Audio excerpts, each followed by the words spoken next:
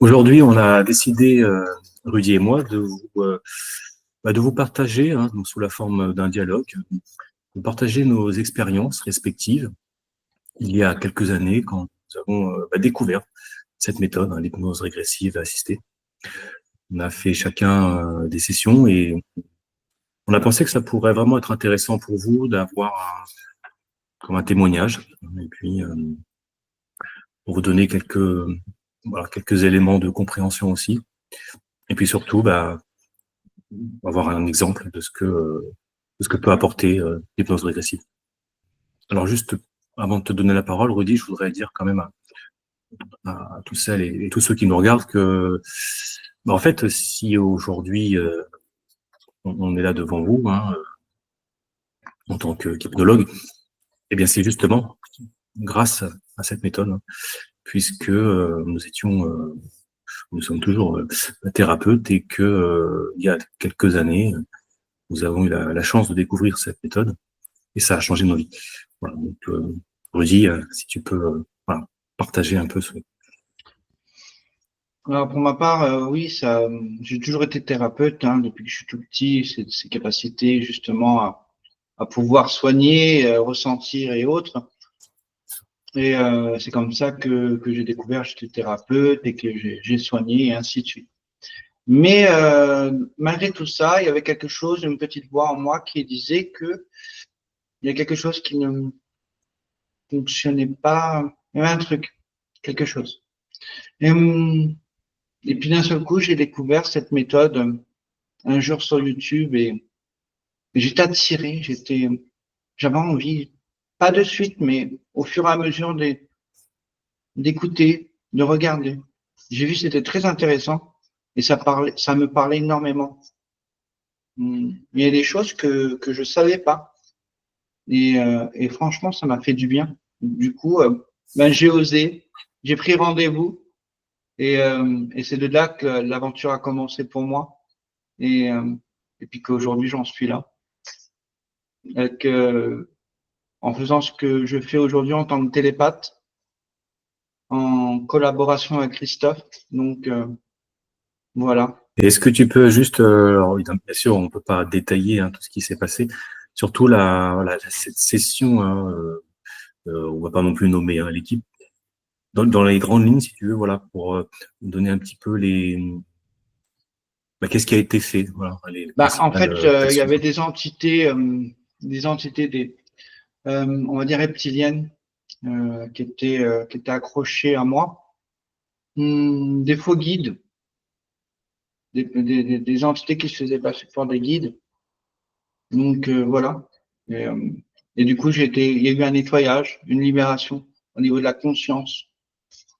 Parce que ma conscience a été leurrée.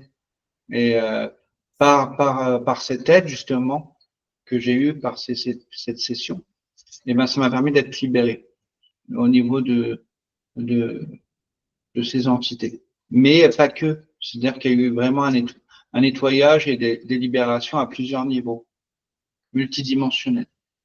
Voilà. Ce qui m'a permis d'être libre aujourd'hui. Mhm.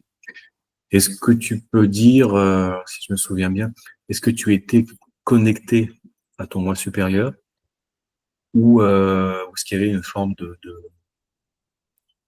dirais, de déconnexion quelconque, enfin, d'interférence à ce niveau-là? Alors avant, j'étais pas connecté on va dire, j'avais pas accès à mon moi supérieur avant la session. J'étais très intuitif, j'avais des flashs, très intuitif, j'avais des prémonitions, je faisais beaucoup de rêves lucides. Et après la session, là, j'ai rentré directement, aller au bout de 3 mois en connexion avec mon âme, avec mon moi supérieur, tout simplement. Et j'ai eu accès à toute cette parcelle de moi-même, on va dire, cette reconnexion avec moi-même, justement. Je me suis reconnu. Il y avait pas une part d'illusion, enfin, est-ce que il me semble que tu étais ton moi supérieur, hein, enfin, tu es dans une espèce Dans un d'illusion, brouillage, hein. oui. Mon moi supérieur était comme il était comme embrouillé, il était absorbé dans dans une sorte de nuage, brouillage. Et voilà. Et c'est pour ça que j'étais pas directement en contact avec lui, quoi. Mais j'avais beaucoup d'intuition. Parce qu'on a aussi des sens au niveau corporel. Mais au niveau de l'âme, voilà, c'était embrouillé, quoi. Hmm. C'était pas clair. C'était pas. Mais moi, j'étais inconscient avec cette notion de pas clair. Mais justement, il y avait cette intuition qui me le disait, justement. Cette profonde intuition qui me disait, il y a quelque chose qui va pas. C'est pour ça que je suis tombé aussi quelque part. J'ai été guidé à tomber sur une des sessions qui m'a permis, à un moment donné, de prendre rendez-vous et d'agir, de me libérer. Et j'ai su le fin mot de l'histoire grâce à une télépathe. Ouais, ouais, donc c'est ça, ouais, ça. Hmm. Et est-ce que tu te souviens, ces êtres contrôlants, hein, on appelle ça comme ça, les entités reptiliennes en l'occurrence, quelle était la raison de leur présence, leur objectif? Dans Qu'est-ce la que tu plupart faisais? du temps, en majorité dans les sessions, c'est se nourrir de mon énergie à plusieurs niveaux, énergie sexuelle, énergie émotion. Comme moi je suis un empathie, j'absorbe énormément les énergies, donc il se servait de cette hyper empathie justement pour se nourrir de toutes les émotions que j'absorbais, toutes les énergies que j'absorbais euh, dans mon environnement ambiant. Ouais, ouais, c'est ça. Ouais, ouais, c'est vrai que c'est beaucoup ce qui revient beaucoup, hein, c'est ça, c'est le côté C'est ça, entre guillemets alimentation, ils se nourrissent exactement. de nos émotions, de nos énergies. Mm, Euh, il faut savoir aussi que les entités, ils provoquent aussi des situations justement négatives pour nous faire subir émotionnellement un choc émotionnel, mental, même physique, et qu'on puisse baisser en vibration. Et c'est de là c'est comme si on émerge des énergies ou des émotions négatives. Et là, on vient se servir. Là, on est des bons repas pour eux, quoi.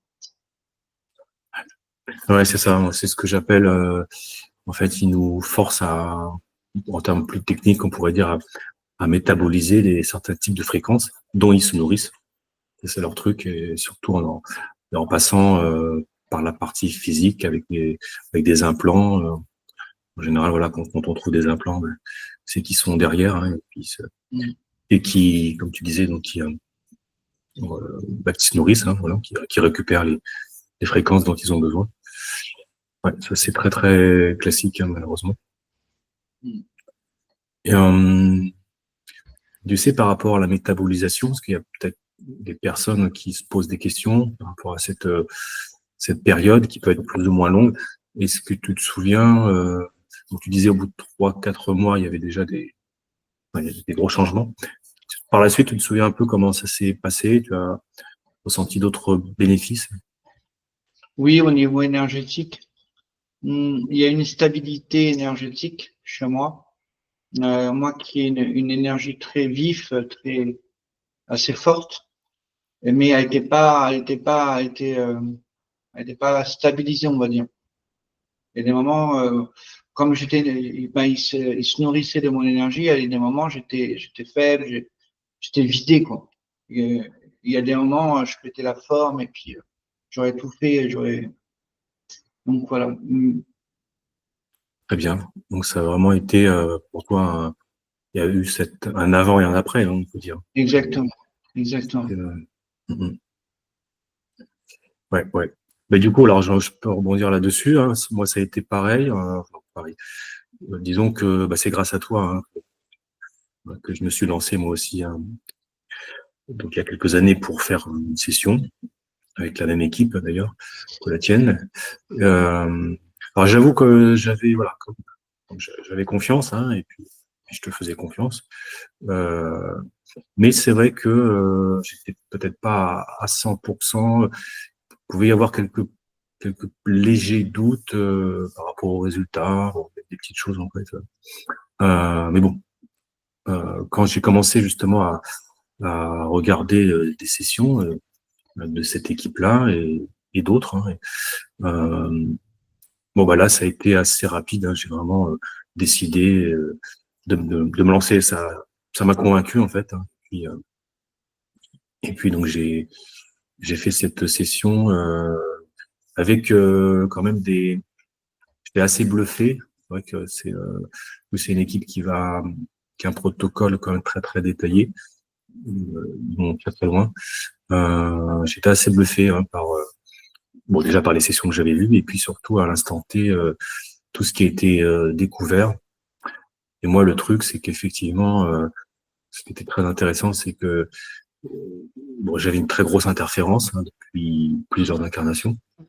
Et du coup, j'ai pu comprendre, donc ça c'est important, que pourquoi, c'est le pourquoi vraiment, pourquoi depuis toujours en fait, j'avais on va dire, une problématique, on va dire de manque de confiance, hein, de manque de confiance, de manque d'estime, qui se répercutait sur mes relations sociales, mes relations avec les autres.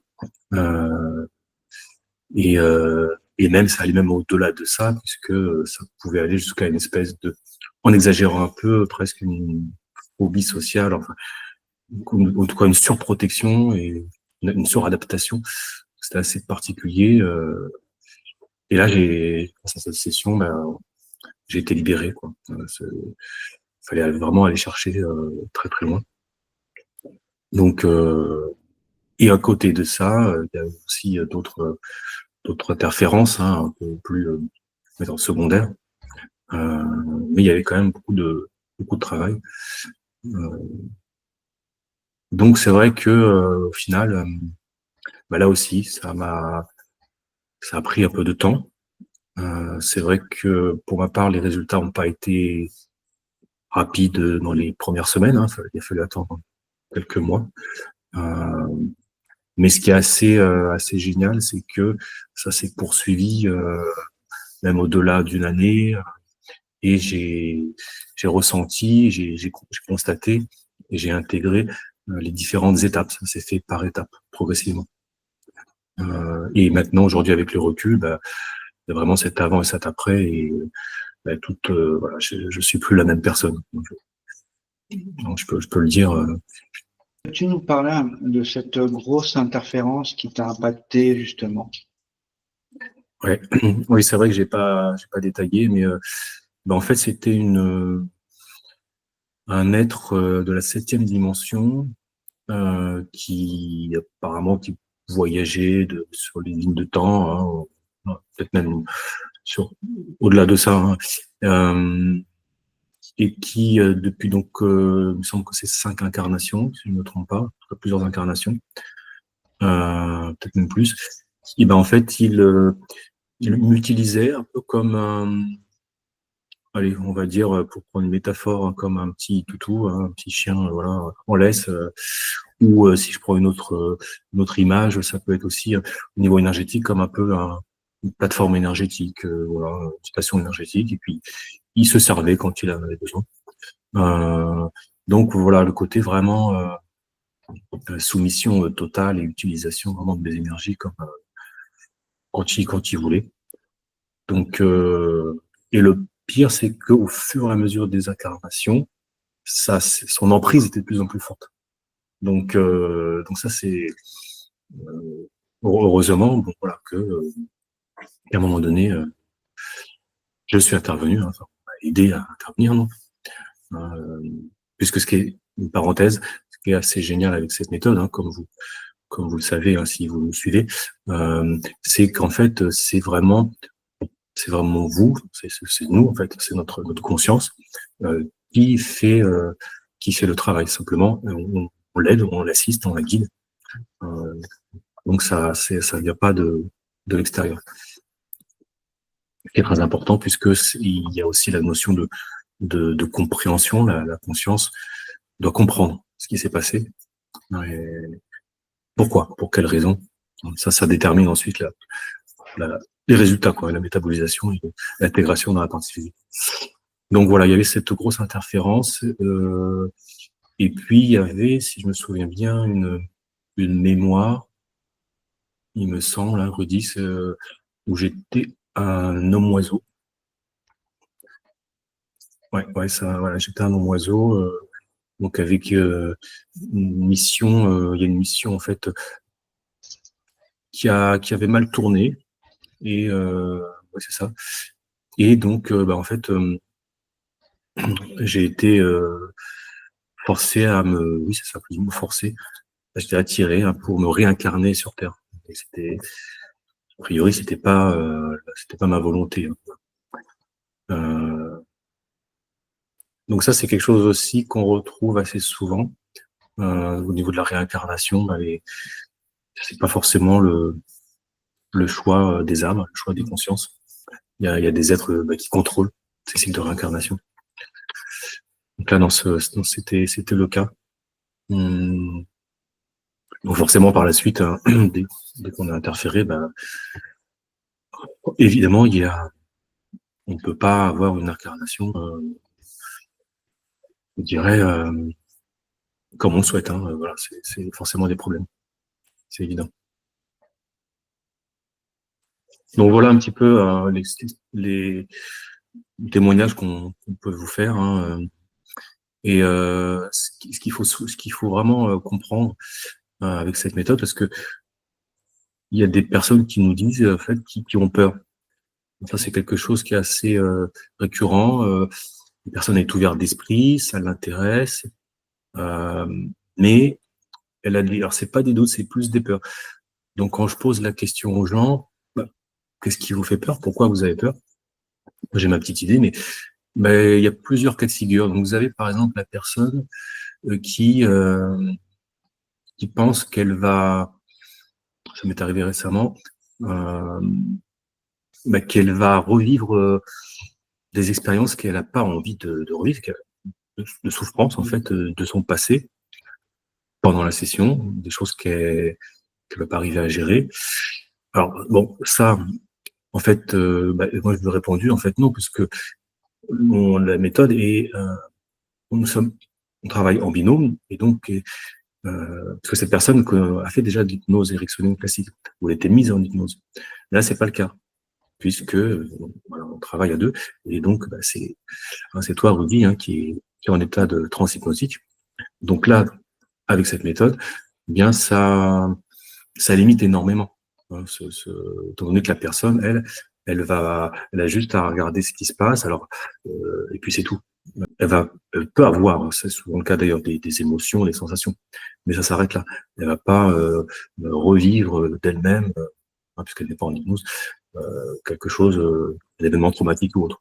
Voilà, ça c'est quelque chose, bon, dont il faut pas avoir peur, hein, puisque ça n'a pas lieu d'être. Ce qui peut vous faire peur, c'est que, en fait, tout ce qui est positif dans votre vie soit complètement chamboulé, complètement perdu. Et surtout quand on vous dit que votre conscience change de ligne de temps. Donc une personne m'a posé la question, mais oui, mais alors dans ces cas-là, moi il y a ci, il y a ça, moi je veux pas que tout soit complètement que ce soit plus comme avant. Alors j'ai dit non, c'est pas comme ça que ça marche. C'est pas parce que quand vous changez de ligne de temps, au contraire, comment dirais-je, c'est comme si vous prenez un nouveau chemin, mais que pour du positif. C'est-à-dire que tout ce qui va se passer, c'est forcément la volonté de votre conscience, tout ce qui est bon pour vous. Vous êtes à nouveau libre, à nouveau souverain, et, euh, et donc, eh bien justement, tout ce qui peut disparaître, ce sera ce qui était le résultat de vos interférences, de vos entraves, de vos nuisances. Donc au contraire, c'est très positif.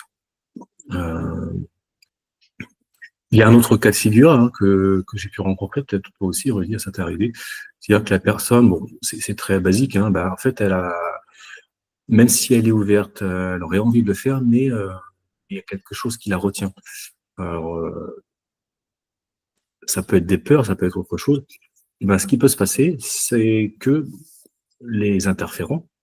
Donc là, on parle vraiment d'être contrôlant, hein. Il n'y a pas que ça quand même, comme interférence, mais et ben, les interférents, eux, vont faire tout ce qu'ils peuvent pour que vous ne puissiez pas faire votre session. Ça peut arriver. C'est quelque part une confirmation que vous êtes interféré. Donc ça peut arriver. Et puis après, tout simplement, au-delà de ça, hein, sans parler d'interférence, eh bien, je dirais, si il vous manque de la confiance, ça peut être aussi quelque part un déficit de connaissance.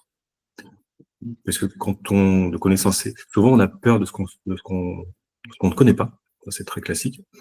Hein, donc, et vous voyez, par exemple, vous parlez tout à l'heure de ligne de temps. Il faut savoir à quoi ça correspond. On vous parle d'interférents, on vous parle de plein de choses. Donc, quand on connaît pas tout ça, ça peut faire peur. Donc, vous pouvez avoir des doutes. Et aussi, également, sur les résultats, on vous parle de métabolisation, on vous explique qu'il y a un processus, etc. Bon, tout ça, ça peut faire peur.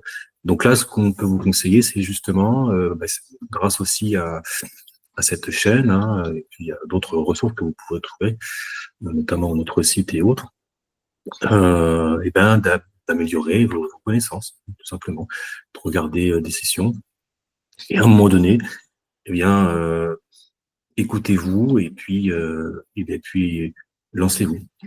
Voilà. Faites-vous confiance.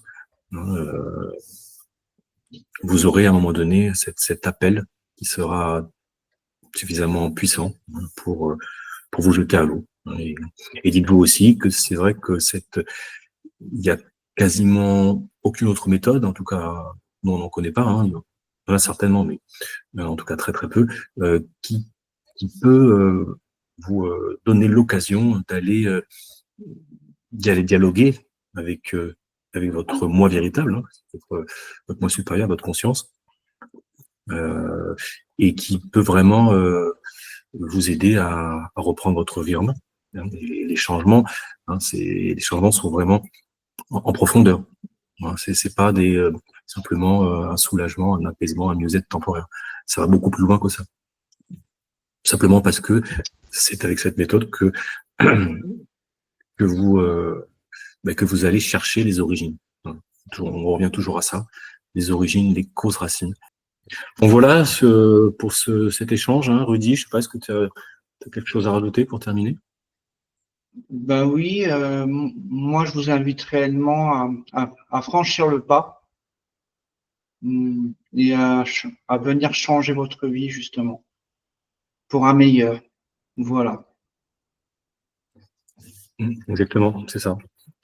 Reprenez votre vie en main, c'est notre slogan, hein, grâce à l'hypnose régressive. En tout cas, on vous remercie pour votre attention. Bien sûr, si vous avez des questions, n'hésitez pas. Si vous voulez faire des commentaires, même chose. N'oubliez pas non plus de partager, de liker, vous abonner si ce n'est pas fait. Et on vous dit à très bientôt. Au revoir.